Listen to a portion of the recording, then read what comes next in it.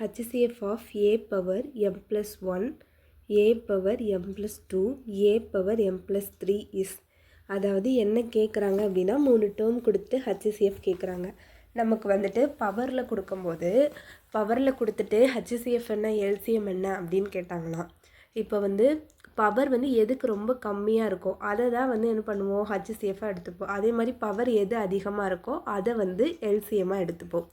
இப்போ இங்கே என்ன கொடுத்துட்டாங்க, a power m + 1, a power m + 2, a power m.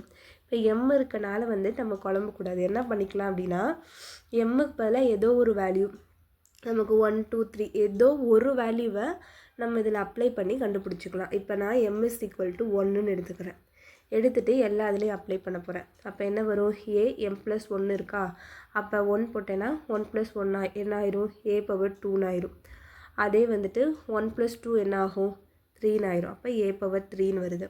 அடுத்து m + 3, அப்போ 1 + 3 என்ன வரும், 4ன்னு வரும். அப்போ a பவர் 4, a பவர் 4 இந்த மாதிரி வருதா. இப்போ வந்து இதில் பவர் எது கம்மியாக இருக்குது, a பவர் 2 தான் கம்மியாக இருக்குது. a பவர் 2 எது, a பவர் m + 1. அப்போ நமக்கு இதில் HCF என்ன, a பவர் m + 1 தான் ஆன்சர். ஓகேயா.